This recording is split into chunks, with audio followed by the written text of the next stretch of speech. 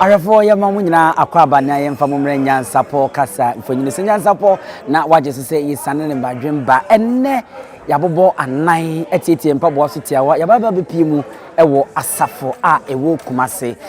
enne se wohwa enuanum a wonmo Asafo mmemu amrantie mmabunu enne nananom mpanyimfo adehye enne ntini adwetwe wonmu nyina ka wo bom a wonmo tu enne eye Good Friday day edikosi edwada ede asi wonmo ede ehye fabi na efa ben ene womo de hye efa womo de hye na womo to ndi potokasem wose Asafo homecoming asechire nyina ne se enuanom Asafo womo ewu womo Asafo hanom na yatete womo Asafo na wonmu fra Asafo hanom a wonmu atututu kwan akotena nkrofo enkroso na womo enni Asafo krom ha no afibia so a wonmu yida edisi wonmu a enuanom nyina kambo mu se baakofo yefromu ma na afi wonmu be trase edwene esoso adwotrato adwene na wonmu dwen Asafo kro no sa pepepe na enne eye Good Friday ya yewramu ewo Yesu wo ba bewu no asori no Asafo ma aka bomu a won ba be di sese ba bia megina yei eye Asafo ahemfie ye na Asafo Boakye na hemfie pe ehonom na sese se wohwa megina yei aha na Asafo Boakye ebetutu ne mpa ne ntoma na watietia ne mpaboa so na afi watutu ne nam tia wa na wode akwa kopie baabie dwumadi na nkasa mpompo so eba so no enunti ene NYANSAPO yenso yenim edi ehye nti wode edimachi na afi no de aka nyina no yemfa ento aso abra ye bekire mumu ene botainti a enne wonmo ehia arefo ye mamu nyina akwa baabie me de mo ba NYANSAPO kasa mfonyine so samre se wohwa ye na Asafo Boakye a wo ye Asafohene ebre no enye awiedu anana ene wafa no hoyie samre wode nani eba bekirem na ye nyina yakobia ya Asafo homecoming dwumadi no eba no a wonmo ahyehye dwumadi no yakwase na yakwakwa kodi ne kama eti sawhwa dansiom eye twene a wohene epie na wokodwabo ase bia yebona yedidi nanim eno na esu ewo enchen dono so eka ho a entwene kafo na ni abre na wonmo ewo so sawhwa nana abrafo ene na henkwa wonmo so aye krado ena nana Asafo Boakye na nkasemu so waye krado ene nana asifom ye pa afei nana sade ye kan ene wate asifom a wone natankonwa na brempo na de hye wonmo asifom a wonse ahenkwa ena wonmo edi animu a nana edi nechire na yede chiye edi asi nana so kama ena oso nana ho fama na no kwasem ye nana afa no ye pa a ene nana ho fa no ene ntuma nikenta efra no ahosuo no eye Abibirem ena tuntum so ewumu ena afeye ahabamono afeye wo akoko srade ena afeye ye wo ni na ewoma efrafra asebruwa ya mna efe Otumfuo Akwamuhene no onu ani Kumase Asafohene Boakye Otumfuo Akwamuhene wanya ababa begina kunya ewia kwa samre die double na se ena ndu yacha ya baba bebreye eye Asafo homecoming e ma we mfisa ye ka ya na Achemfour Asafo Boakye bontua bono oye Asahene a wodi esanimu a enye asemtotoa Asante mantaman no owo abakwasem ye pa ono ena nana odefo ena eneye afedi ya baba begina konya baba betrasia wono na trankonya wono etwa no ehia no jumadia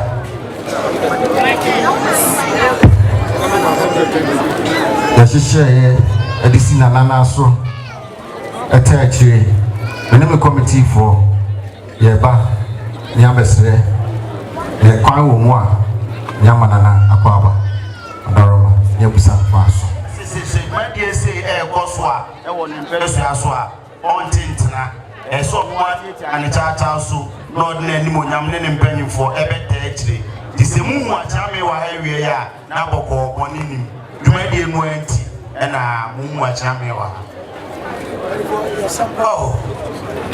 merfo sampa na nanye akwa baby na we de best akakra se dwumadi na o de science se ya tutu bibia e dru hono mo na wa betum obetutu nine no aba betrase no aba bebusan e ko ebia ana we de em se na chi ame e ka mo se na tunani a em se yesi wa ase grabetwe and in Asia, another Roma. It's a person in Asia, Cassia, Manana, and then I info in a mass. I need to make it in a session. Adaroma. Abradama, Unana says, my over, Umudia Pansre to Sumuma Quatinasi, Nadumedi, Etnia to us. That's it. You're asking by them. None that's it, Umudia, just a brow. That's a mission. Did you say, and ne Asafo, ye two and a moment to say, who call me Abibirem, and yet the Biara. Aban o ho no nko e de ka se omoa na chichiri yekuru anayema na me gidi se anamon ye amatui na na Adaroma e betina e ba Asafo enka no na edifuo ni bosa no ho ene happy ba no fili na ne wo mu no fili no betan ababiem mini attach odo do ni ho dance here Posiche, a do what dance here. If you're bad, you need not there be a friend of Colombo, make Jemupa. Let drink of 4 bars. See a battery and your Baffour said that another Babu Beno Baffour and Trade for. It's young Nara, young Camu. Epio. Asafo ewo kubasi enfifi na de me kwade na so me ya medie no enya me nkuna medi me ba no hoda biara na semo aka kire me afutu ode ma me nkrata bi ode atumi ma ye hwemu a de chichi nkuru no se Asafo man dansomu a kumasi enchichiri ni se me ya me bola we got me bunch. Sabi, me buy canine. It's a chain of politics bag. Now, many of the two got away, say more. In so a toy, a big up of it. A you buy me there more. Eh, be a Majapa, in fear, be a son in Yano. A bit me, I say, Empo, Nipa, bet my friend in one. It's a woody day. Eh, then I am come up. Yenya yenya bako yenya yen chichire de chichire a ebeyi kumasi eye krabehwa obi biara obeba no so fi nkran a the first point I was here Asafo so one fa wiem no so obefa fom a be bi obekwa kofa bus Asafo a child said a thing Asafo no. Yes, said no, Bible. As a Bible Asafo, I Roman Asafo, maybe a Roman, and then read the intimate me. I come and we are going to them never head. But Asafo no, yes, so no. Asafo no, the Dequasan, and no home no a woman, and what the Dequa sorry, the Dequasa, according to Kunimno, young Camum, and finding Juma. The new Kunim and Asafo. The year Asante forward baby, almost Kusibedo was sound, Miss Sound. A man tell the member or her baby tears here. Kusibedo was sound, Miss Sound. I bet you him and him. As a tray a tate and another Roma. See a Kusiba near young crowd with classic to wear. See a quack of fancy a Kubem Kusia. The Yanipa num and a coya. Pussy no bono would be the baquano. The bacon at the jar a boom po. The Pussy and Pia. What the Pia born and no. I was said it so the Kuno. It's your coffee. The Benya Pussy at that. It's the Pussy and I want Doranoa. Then you know that you crow a bow moon. Ekunu a ekofie de kwaye nkwan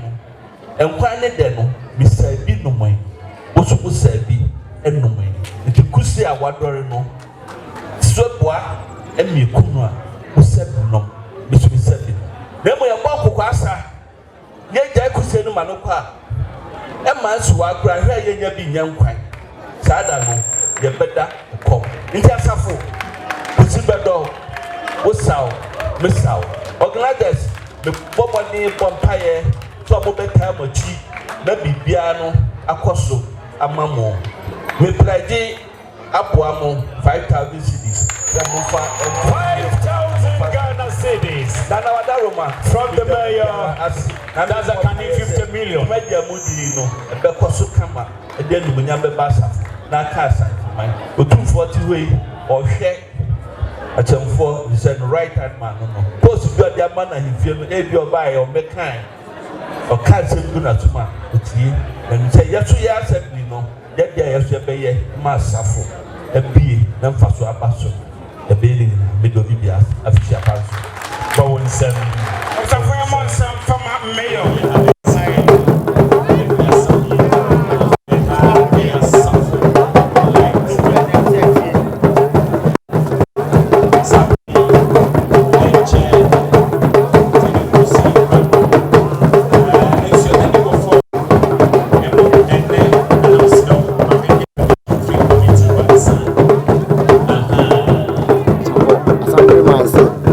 Asafo mayate se ene ye da e son konkura se ye etafo Asafo wate e kasa sieni o se Asafo mai odamunya wase na ene de ye da son konkura e wo Asafo godua yi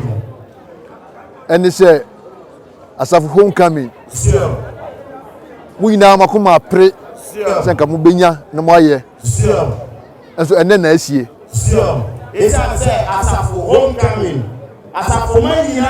kuma preke se ebeba amayaye na enyeso da oba da Roma obi ekwanto. When be ekwanto ho. Sure. O kan o se Asafo obabu mu. Sure. Enye babu mu keke o. Sure. Awurade Asafo Yehowa eni ni din. When be ekwanto ho, ye ka se Asafo obabu mu. When Asafo Awurade ono na ama enede ye hu ni sa enti edi aseda ne ma ono Awurade a o ma ye nkwan se na ehia ha enu ti ye di aseda e ma ono Asafo ye wo na akopon a enede o ma akwa se ye hu ni sa na nu firi ho a ne di na ase so ma ye nia ye wura ba kopɛ opumso se tu otoso mienu Asante hene so o ma ye nkwan se gbaje sei ye ni fashion ni monyam ya do to ya bo ya ko ba se awie ni e dia sida to so biem e ma Asante hene se bi ebra se Otumfuo se tu se wa ma kwan as e ka se medie e ke timi nye enti na ase e ma asafotuo no nyina asafokuo no e de na ase e ma mu nyina nso enu ti ye de asida e ma Asafo manya se mumu e ye tu na ensemfua bi kakra bi na bese me no mo cha anwumrei na ensemfua bi kakra bi na se bi ba yewura Achemfour Asafo wate adman bosu obeso ni Asafo man ni man ma ete e bai afini kakra ni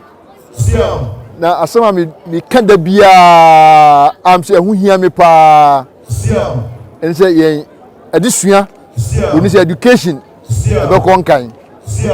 yewura ba ye afi eni kakra ni ade a esi yewura eni so pa se Asafo nyina no yebenya puntuo ehun afia mu puntuo na etunya bo ama Asafo afanye tuma ba efra edi enu ya ade a ehia mi titiri pa nti eno ya bia ehia yewura Achemfour Asafo wate adman titru pa eno afia se awofo behwe se o mma ebenya school akọ se awofo ebehwe se o mma ebenya school papa na won de o mma akọ na ye kansu no na o se etwa ani so ne ye hwe school a e wa Asafo ya na ye kai ya school a e wa Asafo ya ese na ye kai ni ye je school yi titiru e awere akonwen school titiru Arre akonwen arre de ni school arre eno na se Asafo man ye kai ni ye re ni pa because the school ni gina Asafo be gina that school I really school is a gina Asafo man e gina na me can be so ade ato sampan na se mo kan so you are say o can be ade ato me yo asema o kan no eso sesebe ahunidie eni yam so mpa sebe ba ahunidie eno ni yam so mpa e Asafo na mo ya je na ye ni ahuni enti se ebe hwe na Asafo ebe kra behwe na obi ade Asafo atutu no ho so Asafo ni a anase obi ebete ye ka Asafo asema esimo nkoro ye hode e hote enu ti se de be ya obi ara betimi Asafo etu ni ho se ye odaba bia na ye ko Asafo ko ni a obeka se o Asafo de e hote na wefe enti mi hye mo nyina nkwan se nyame man kwan na ati asede a bra no ebesi fom ani mu nyina behwe na asiesie ye man ni mu enu ti rasi o se mu na nkwan wa sa se mo se ade wo ya ye hu ni no enye ba ko a etwa mu na mu bra no se be bra ye ra besi fom no mo ani ni manfo e de da che se Asafo program mu ama program fa no tonpa e de fra na ade to so mienu ahohia mititiru nso eye mpuntuo ade a to so mienu a ehia ye ra titiru ba so enu ni mpuntuo na se beye eni aban benya nkutahundie pa na mpuntuo aba Asafo se beye eni aban benya nkutahundie pa ama mpuntuo aba Asafo program mu na ben na no apuya no na ema ahwaho a se onabo sampan wa ha na MPP Asante Regional Communication Director Kosi Chei enso we entem ye ra de papa se ne dey masi no yo onabo sampan wa ha na Akwasi Chei so communications director ono so o wa bi atamia wa pa na omu sori so omu gina na omu kasa Communication Director Asafo nikai won ka Asafo asem Sadia tina mu na fie so na se mo kasa communication director Akwasi Chei Asafo anytime Asafo da wo be bia wo na bia na fa puntu Asafo hia no fatu aba anim na fa puntu Asafo hia no fatu aba anim na Asafo mfa ntuma pa vra na Asafo e fa no ntuma pa e vra Akwasi Chei wansona Asafo ye obibi o Asafo ye obibi papa Asante asrafo de yen Asante ebru Asante Asafo don pa no eni Asafo enti ye frɛ Asafo enuti eni ye frɛ Asafo ehyechi feku Asafo no ya kyene sɛ ye medi agro Asante ebru e ba sɛ esa Asante be kon ye nikai ye titi feku Asafo no eye boli bia keke ananya adihu bia keke se be ya Asante mpuntu Asante sana ye twan Asafo ye bedi kan ye twan papa na di mpuntu ye ne ngoso e ya Asafo godwe enti sɛ enya ako ene ye ko sese ya wosabre de ye nkwa ako Asante ebru na sɛ mpuntudie ene ye praba de a o sɛ Asafo ne dikan Asante ebru enta tinta se ko sana ka ye ko eni bepa ye ticket de ni ade na so na du ni ntino enya ko ne ye ko ne mu eye mpuntu se be ya na mu benya anwosia papa ye benya dwuma ye na Asafo go be fa no to apa e fra no eno na sakre ye ko ho ya Akwasi Chei wa be bia u na bia no u na bia na kasa wa Asafo di mpuntu ne fa bra Asafo dem sɛ honorable sampan so oye ho adwuma dada Asante ebru na honorable sampan so no ye nim se wata se a wutu na mo dada na so bo so ye hwɛ sɛ Asafo ye waste management ye wa hai o zan school nche ho no ye kete Asafo ye waste management ye wo Zion wai ye Zoom line odi hu nkomo sɛ ye be upgrade into ultramodern status a ewira e di begura no ukọ okura onka se di wira na egu ho Asante ebru ye kete ni Zoom line for be di kita ho ni ara program no ma amana du abẹ fo kwan so se be ya so wutu ho no ma o nka mbo mu se be bra e ewura anabola e ne ye ko no ye be na be fo kwan so pra na yetu anamo so Asafo mo bambo hia yen na yewura ka se o ti yetu anamo so isa se Asafohene mo bambo enya chame papa ene mi nkwa na meye mi ni kembe ni assemblyman edidi sa nkomo no ye si fo makohwe ba bia e betumi si police station a e bobo Asafohene ho ban oba ko fonza tu na ni ka tanti no de be bra yewura oni kwate pa ni fo sa mo pa ni ngro fo kembe ni to ya ti na akwa ko ba bia ye be si abeg fu police station pa e da ma Asafo do gbe ama ko gbe ayeka bebe enti eno na me stress sampan e kembe mosi mayor de onhwe na onye mmoa na sa na montuo no enye ntentem maye enu ti na aya chame de pa se ne mayor o ha na sa grande ye ni sa to animo e grade mu se o be she no ko won so ama se grande mu akwa ndem na ma ko ge ayeka bebe bijo sampan kasa no osi obi be kumasi a so wan fa play dia Asafo no beba na oba Asafo yi na okọ station ni attack no ya gine ni mafri ni nsem edi be na Asafo wunya edi mbone na yo eka say o so bi fi nkan na so oba kumasi pa na se wa fa wie mu dia Asafo e no beba abesi sa tu na o fi go bi ma ko nkan na ye wie mu se ya Asafo e no be frako na o be frako ko na oba ye Akwamuhene ati ni no mai edi bai eno eko edi a oba bumu na anu aprofo asemuma ene no de beko itina yo bo so ese bambo no ya dia huhia e pa ba bia asumdue wo no honem puntuo wo sare tebu enu bambo no ya dia enya chame papa itina se ba bia asumdue wo no e hono na impuntuo e wo na ye kasa iso yetu Asafohene nyina afo mumie nyina yen sori se na himia kan Bible so mumie sori ni ensi sare tebu na ye kasa so no na ye kan yetu Asafohene nyina afo se de na himia kan no o se mo yen sori na ye ensi ye ni ane be chira Asafo sare tebu ye na ne be chira Asafo se ya de cha obi en mo be chira ya de ya mai o hwe eden ya wo ha nyina ye nananom kokofo ene ye yo sare tebu sa o be adan a eto e ho sia wa Asafo be ka su nyina ye nananom kokofo sika ene o disi ye o na ye ni ko school de ne ye de abo Asafo na ye to ye ni koko ye dia ye ho sia no e de na ye su ye ne de abo Asafo ene ntirima enti ne atu nsanso afre wo ma wo amanone abrochefo no sare tebu bebre eringeme mi se assembly man so mu ne kasa sare tebu o mu mabua mi enti Asafo anim oba ku fo draw down phone no Asafo me wa titiri rente mo me wa manone do na e fracha me ye ra na de na ko assembly man so ne be for sa na ko o na ti for mo mu na e sa to ba ku fo re ra egu mo na me so na e fa ni fa kuta e na e pin kwa ni mu eden wa ebi ani ho asayo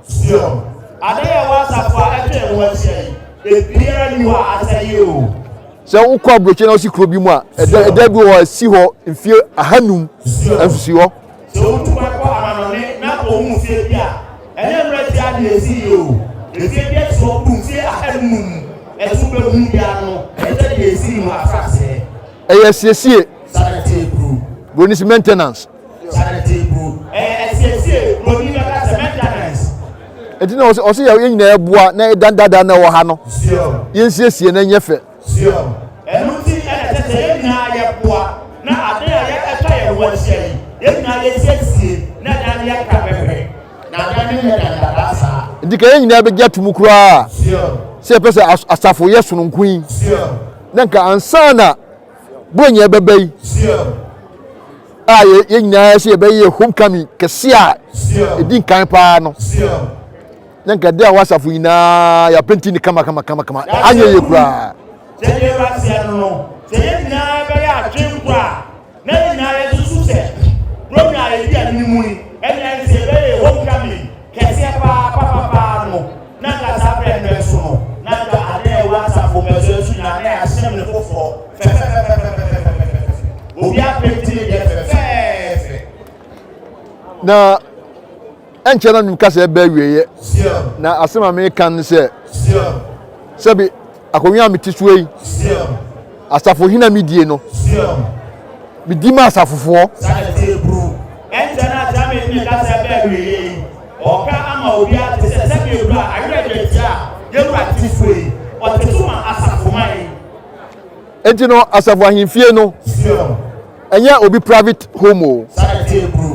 elundi Asafomai a esemfifie ya no sebi ebra enye obakofo efie efie a Asafomai yenya ye dia Asafo efie no Asafo yenya ye fikasiem enye Asafomai efie no eho ne eti eho ne yenya ye eti eho na Asafomai ba bia no ufuma eche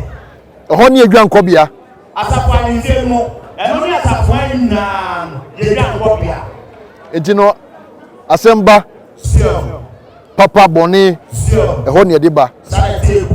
enundi ene ajame mama to ate se Asafomai ma se papa se boni bibi dia de besi dia no eho na mudiri jenti no mama mo anye ntia e ofi e Asafomai dia se bi eke entina pona ya bia ndabia da ho boni se 24/7 enundi ana Asafomai dia pno dia biara da ye ntuma ye bi dia ton boni be ka se 24/7 ani dia pno ye bi dia ton nti bibi hawa no aba Obo hawa men fans o team na enu dem brata Asafomai fi o ba beto nananom na de hawo bia no o ya beto achane adwin bi na wo kira brafie adwin bi na wo kira brafie se some point ka ko se obakofo nchire dab nukre me yo ka so obakofo nchire dab bakofo nchire dab for so pepe na tie ena adwin so eni bakofo tirim sa so na adwin so we eni bakofo tirim di bia wo ni bibia wo ya beboa wo ka betumi ya di aboa Asafo